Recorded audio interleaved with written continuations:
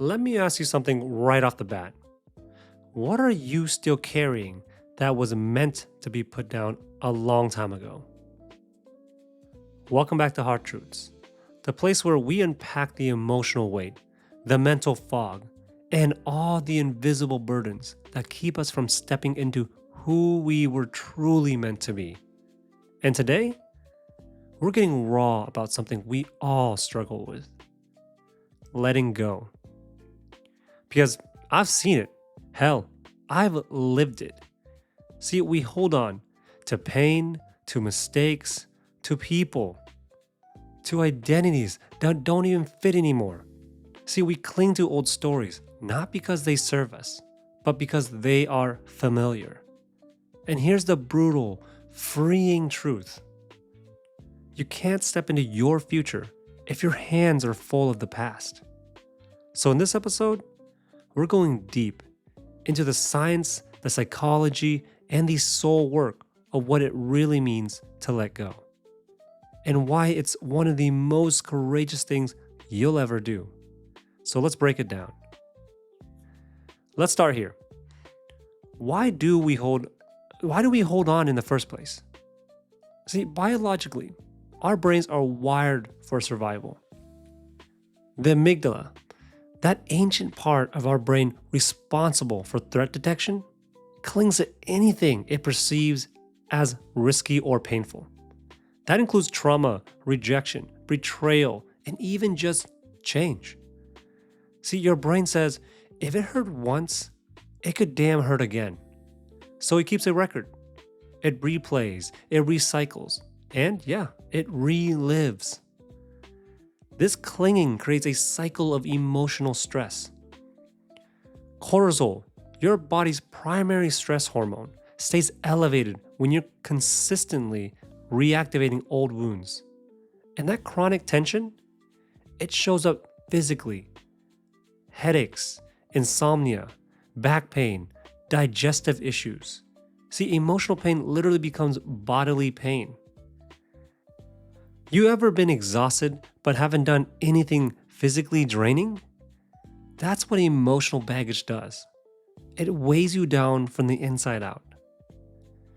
And here's what that looks like in real life. You're in a relationship you know isn't right, but you can't walk away because you're hoping they'll finally change. Or you obsess over a conversation that happened years ago, still replaying what you should have said. How about you talk yourself out of the opportunities today because you failed once and you haven't forgiven yourself? And maybe you say, I've moved on, but have you really? Or have you just buried it deeper and slapped on a smile? So let's flip the script. Letting go doesn't mean forgetting. It doesn't mean you're saying what happened was okay. It means you're choosing peace over punishment. Functional MRI scans show that when people practice emotional release, especially through forgiveness or reframing, there's decreased activity in the amygdala and increased activation in the prefrontal cortex, the part of your brain responsible for planning, focus, and logic. So in other words, letting go makes your brain more capable of growth. It creates emotional space, psychological room to breathe. And when you let go of that weight, you rise, you notice new things, and you feel again. The author Michael Singer said, "There is nothing more important to true growth than realizing that you are not the voice of the mind. You are the one who hears it." See, letting go puts you back in the driver's seat. And here's the beauty. When you let go of what drains you, you create room for what fuels you. New relationships, new goals, new joy. But none of that can come in if your hands are still gripping the past. So how do you actually do it? Because let's be real, it sounds simple, but it ain't easy. So here's what I use, something I call release routine. First, journaling. I say this quite often, but journaling is amazing. I want you to write it out. No filter, no judgment. Just let your thoughts flow. See, studies published in the journal Advances in Psychiatric Treatment show that expressive writing reduces anxiety, improves mood, and even strengthens your immune system. Letting your truth hit the page helps your brain integrate and release it. Start with, what am I still carrying that I don't need anymore? What's the story I'm telling myself? And more importantly, is it true? Second, mindfulness. Slow down, breathe, observe your thoughts without judgment. The goal here isn't to shut your mind off. It's to detach from the automatic loop. Mindfulness trains your brain to recognize old patterns without being ruled by them. You learn to say, there's that thought again, and choose differently. Lastly, acceptance.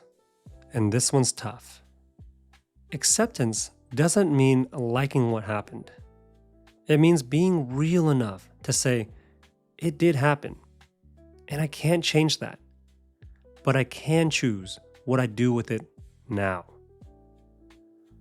Radical acceptance, a concept from dialectical behavioral therapy, DBT, teaches us to stop fighting reality so we can move forward. See, fighting reality is what's keeping you stuck. Embracing it, even when it's ugly, is what sets you free. Now let's talk about forgiveness. Yeah, I know, it's a loaded word. But listen, forgiveness isn't a gift you give someone else. It's a release you give to yourself. Harboring anger and resentment activates the same stress responses as trauma. According to the research from Johns Hopkins Medicine, forgiveness lowers blood pressure, improves sleep, and even boosts heart health. It's not about forgetting. It's not about saying what happened was okay. It's about cutting the emotional leash. And here's the kicker. You also need to forgive yourself. That version of you who stays too long, who didn't speak up, who let themselves be mistreated. They weren't weak. They were surviving with the tools they had. So don't punish yourself for not knowing what you didn't know. Just commit to learning now. See, the present is all you ever really have. But the mind loves to time travel. You dwell on the past, you fear the future. And meanwhile, you're robbing yourself of the one moment where change is actually possible, right now. Practicing gratitude, even something as small as saying, I'm thankful for this cup of coffee, activates the parasympathetic nervous system. That's your rest and digest mode. It literally calms your body down. Living in the present doesn't mean ignoring the past. It means you're refusing to be owned by it. And when you ground yourself in what's happening now, this breath, this decision, this moment, you start to reclaim your life. Here's what I want you to sit with. You cannot rewrite your past, but you can stop rereading the same chapter. You are not what happened to you. You are what you decide to become, starting now. So stop and drop the guilt. Drop the noise, drop the weight that's not yours to carry anymore. Because freedom, it's not found in control. It's found in surrender. And hey, before I let you go, let me say just this.